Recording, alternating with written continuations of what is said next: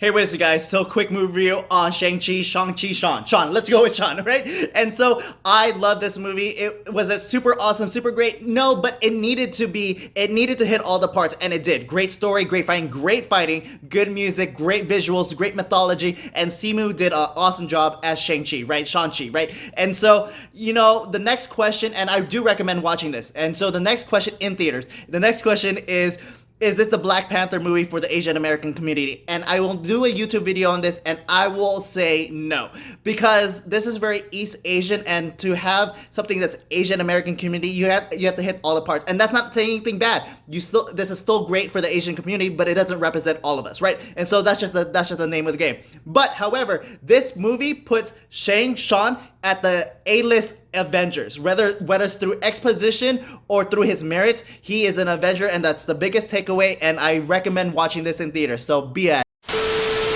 So I got it wrong that he'll have shadow clones, right? So what would be cool is if the 10 rings actually acts like Sage Mode of Obito, where he has the orbs, right? And these rings can actually nullify not only technology, but also magic. I think if that is where they're gonna go, I think that is gonna be the best thing. That this is like, Shaun is gonna be a crucial member, because now you can disable people's abilities and their magic and their technology. He's gonna be a vital role. Like, hey yo, what's up you guys? So I'm coming to you with another video, and let's talk Shang-Chi. Shaun. Let's go with Shaun, right? And this is coming from the Fung Brothers and their breakdown, talking about, did Shang-Chi actually deliver? Did it bring the impact that it actually did, So we'll listen to what they had to say. I'll put in my own feedback, and shall we begin?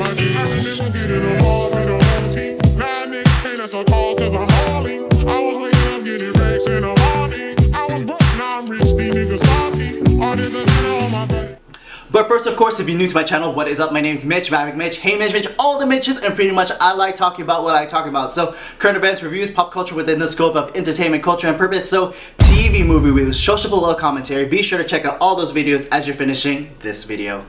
Also, before we get into it, really quick, I did a video on this topic a few months back, when the Fung Brothers were talking about in anticipation of this movie, like what will this movie bring and everything. So a lot of those points probably will be covered in this video, so if you want to check out that video. So one thing that I mentioned in that video that I got wrong in this video is that, Shaun didn't have that multi-shadow clone jitsu that people were saying that he would have, because it has that ability in the video games, and so we thought we are gonna see it. But I guess we got an airbender. I guess we got our version of like Avatar. So again, we'll get into discussion and talk a little bit more. So yeah.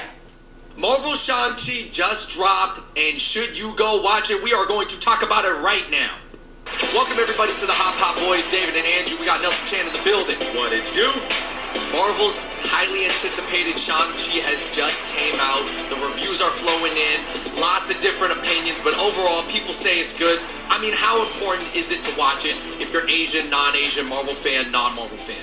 Well, if you're a Marvel fan and you don't watch it, that's kind of racist. Right? Yeah, I would say so. It can't be like the one you skip is the Asian one. Right. And then I would say as an Asian, you got to watch it too, just for the historical aspects and just what it means to the culture. Okay. So both groups should watch it. Okay, so pause right here. Obviously, I'm coming from a conservative standpoint and all this, and so these little nuggets of information, like saying like if you don't watch it, then you're racist, or if you are Asian, you have to watch it. It just falls under like categories in like identity politics, and I don't like that. I think you should watch this because one, it's just a good movie, right? And so watch it whether you're Asian or not, and watch it whether you're a fan of Marvel or not, I guess. And so I just didn't like their little take right there with the start of it. Just saying. Right. I mean, we got to see it, Nelson. Overall, I mean, we got to look at this from many different angles. We're not just going to break down the movie from a technical standpoint. I mean, I think plenty of other people are going to do a better job than us at doing that. We're not movie critics, like professional movie critics. I am not a professional. You can read the Rotten Tomatoes, all right? It's scoring pretty high. Yeah, if you guys want to break that. Okay. Also, with that, the whole rating score with Rotten Tomatoes is skewed. Like, if you follow it, you know how biased it can be. So Down the ins and the outs. I mean, we will address it in our own short form way. You guys, we're gonna go through the micro, the mid, the macro, real quick, guys. What are your technical wannabe movie critic takeaways from Shang? sorry, I'm pausing it all throughout. I'm just thinking about what they're saying. So yeah, if you want to watch the technical breakdown, go watch New Rockstars, heavy spoilers, Screen Crush, all that stuff, right? But this is more of the cultural aspect of this breakdown of this movie, right? I thought the final boss that Simu Shang-Chi fought could have been something else. Okay. I thought that was. But that's your one big gripe about it. Other than Yeah. that, what'd you think? I really like the comedy aspect of it. Now- Aquafina did an amazing job. I will say this just on this point, and sorry, we're just gonna pause throughout the whole thing, right? I think this is, and I have to watch it again. I will watch it again tonight. So upon recording this video, it is Saturday morning.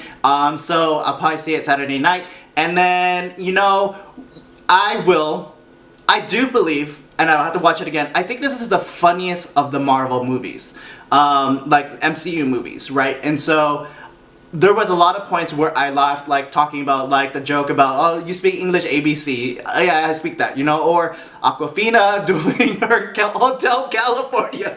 That, like, I was cracking up. It was just a surprising moments of humor. And then the callbacks, right? The karaoke callbacks. It was just those parts of humor that I thought enjoyable, on top of being an action movie and everything. So, yeah. And it's super funny. Nell is very villain-centric. Yes. Like, Nell cares about the villains. Bro, Nell, I play the villains in whatever role that I get put into. Right. Okay? you are a villain. You You have villains on your, sort of. Vegeta's like a 50-50, right? Yeah. All right. Nell has a natural eyebrow arch that kind of seems like the villains in animes. I was gonna make a joke about Nell being a villain, but anyways, I'm gonna keep it moving. Let's hear it, though. No, absolutely not. All right, so I would say the movie was very entertaining through and through. Simu can do the kung fu. Okay, he can do the martial arts, so that looked really good. He is clearly the best fighter in the entire MCU, for those who care. Which is what Shang-Chi's calling card is. Right. Master of Kung Fu.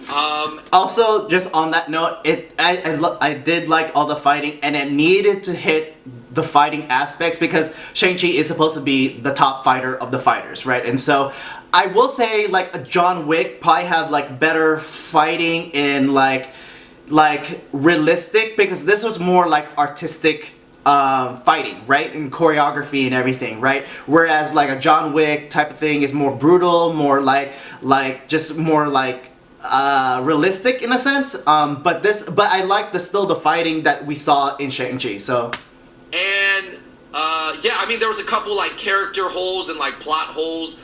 I was a little bit confused by, I had questions about, but ultimately, I mean, it's a movie, so who really cares? Listen, they did not disrespect Chinese culture in this movie, which was good. That's a win. Yeah, I mean, I would say that to me, it was cool. It was cool. It totally got the job done. And you really think about in the macro what you needed to do. You needed it to be like, I don't want to say this because a lot of people are going to take this the wrong way. You needed it to be like the PF Changs. And the PF Changs leads to a Hakkasan, and a Hakkasan leads to a Nobu, and a Nobu leads to a Budokan, and who knows, Budokan gets in a Drake song. Mm-hmm. There's just all these levels of like Americanized fusion Chinese food, and I'm not saying Nobu's Chinese food, but you know what I mean, Pan-Asian food, and it always gets better and more authentic, but the core needed to appeal to a lot of different groups of people, which sort of doesn't allow it to be also the greatest here. Well, I know, and I thought the whole story was multifaceted. I mean, it dealt with family. It had a really good, like, son, father, daughter dynamic that was, like, I mean, I heard some people almost teared up, and I could see how they did. I didn't tear up, but I could see why some people said that. Oh, it kind of reminded me of our family. Yeah, like, it was like, to some extent. Dude, when you got Tony Leung, and he's, I mean, shout out to Ty Mom. I'm a little tired of seeing him as a strict Asian dad, but Tony Leung came through as a strict Asian dad. Oh, It's man, like if they very would have got Ty Ma, shout out to Ty Ma, that would have ruined it. also on that point, just real quick, I think what Marvel does well, and it did well again in this portion, was flush out a villain. I think his motivations was great. He went from seeking power to then settling down, and then having that been taken away, to then go back to his old ways, to then find out, like, passing his what held his anger to let go of that and give his legacy to Shaun, not through power but through love. Like, even though he didn't say anything, just with the looks and everything, I think that was powerful enough, right? And so I think they did a really good job on that note. Well, you can insert Aquafina into any role and like almost any movie right now, which she's a busy girl. So shout out to her. Yeah. Man, and she just adds something. She just adds that kind of Aquafina effect, I want to say. And especially coupled against other, like, Asians, like her in Crazy Rich Asians. Obviously, a lot of people said she made the movie or she added that spark. I do think she added a big spark to Shang-Chi. And she's going to continue to do that in any movie, particularly Asian movies that she's in. And shout out to her. Okay, so on that note, yes, I did like Aquafina's role in this movie. Part of it, like her becoming an archer, was a little bit a stretch, but okay, sure, let's do it. I mean, we were bringing that actor who played the Mandarin, so like I guess I'm down, and bring the chicken pig, you know. So all of those portions come in, and I like it. And you know, my only fear is that Aquafina is just gonna end up being the one-note character, just like the funny friend type thing, you know. And I don't want to see her in that role. Well, I don't want to see her just confined in that role, right? And so hopefully she breaks out of this kind of, you know, mold that they're trying to like almost typecasting her in. So yeah. Overall, guys, in the macro, larger, big picture, bird's eye view, what does this overall mean for Asians in Western society now? Like, does it just mean that we're gonna get more reps? Is this finally our debut where we don't gotta have jokes played on us? Because I know that they were very sensitive about Shang-Chi having anything like anti-Asian or cheesy or like Orientalist in it. They went the distance. Because Bruce Lee like literally was actually changing pop cultural and actual IRL society. I will say this, putting that kind of expectation on a Marvel movie and Simu and Shang-Chi in general, that's a crazy expectation to have. And it would be crazy. It was almost like saying if Black Panther stopped like violence in the hood. Yeah. Crimes and stuff. Well, what I was gonna say is that, listen, this movie is a win. It's a W. It doesn't have to be even as good or as impactful as Black Panther. Listen, Black Panther, everybody's like, you can still do Wakanda forever, and it's still like a thing. Now, I don't know if Shang-Chi, I don't think it's gonna have that same effect. I didn't draw like any of those taglines, but I will say So obviously, I did my little quick review, and I said, is this movie gonna have the same level impact as Black Panther? And I said no. And hearing their thoughts and continuing my thoughts, I'm gonna say again no. And you know, and then that's not a bad thing, right? This is still, like Andrew was saying, this is still a good win, you know, to have a Asian male superhero main character, not a supporting role, but like a superhero, like Asian male, right? And so I think that is still very important. I think I'll see where else they're gonna go. I have more thoughts that I want to talk about and dive into, but again, as a like larger macro as we're going into it, I don't think so. But again, it's still a good sign, right? And so yeah, it's an important touch point. You know, every movie, every large popular pop culture piece or personality is a touch point, and it's going to help Asians. And it just makes it like, yo, we got a Marvel movie that's entertaining. Anybody can flip it on. Like, you know, when it's on Disney Plus, or I don't know where it's not probably going to be on Netflix, but I'm just saying, when anybody's browsing and they're going to watch Shang-Chi, like, they're going to take a lot away. There's a lot of Chinese being spoken. There's a lot of Asian culture. There's a lot of, like, culture talk. I think it'll encourage everybody. I would like to see the comment section on Instagram use Shang-Chi as a... I think overall my final takeaway on this, guys, is that you know, this whole movement for Asian representation in the West, particularly for Asian males, but all Asians in general, it's like a baseball game. And everything, even from a single to a double to a triple to a stolen base, of course, everybody's looking for home runs and grand slams to contribute to this final score. But just like a baseball game, these type of movements, they take a long time, and there's a lot of people contributing. I think this was like a solid double or triple. You know, for example, Black Panther may have been a home run. I don't even think Black Panther was a grand slam, but Black Panther may have been a home run. This is like a triple. And just because it's not a home run, you can't be mad at it, because you still need just to get on base to keep the movement going. And it absolutely sufficed. It hit the mark. In the same way, it's better than Crazy Rich Asians, but Crazy Rich Asians was just like the first like single or double that broke the drought. You know what I mean? And everybody wants to criticize it. Oh, it's not a grand slam. It's not a home run. No, it's not. But it doesn't need to be, because if you understood the structure of how cultural change happens. I'm just saying, if you guys are looking to do something this weekend, go watch Shang-Chi. You will not be disappointed. It fulfills its Asian child filial piety in not disappointing its parents. It won't disappoint you. If you watch it's it with worth the money. And if you watch it with your Asian parents, you might even get some elements of like one of those traditional Asian family movies too. Listen, it's a mixture of Tiger Tail, The Farewell, Crazy Rich Asians, Crouching Tiger, Hidden Dragon, and Rush Hour all rolled into one, guys. Go check it out. All right, you guys, let us know what you thought of the movie in the comment section below. Make sure you go bring your friends. The movie's out in theaters right now. Huge shout out to Nelson, and until next time, we out. Okay, cool. So I probably had to cut a lot of that. A lot of that was like just like normal talk, whereas I just wanted to try to get to the meat of the like crux of the like talking points and everything. And so one thing that David said, and I agree with, that this doesn't have to be a home run, but it needed to hit all the spots that I said in my review, and it did. You know, great humor, great fighting, action, music, cinematography, mythology, all of that hit, and it just needed to do an awesome job that people it just needed not to be a sucky movie. It just needed to be a good movie to be sold, right? And because a lot of people are watching, like, going back to theaters, right? And so I think it did deliver what it needed to do, right?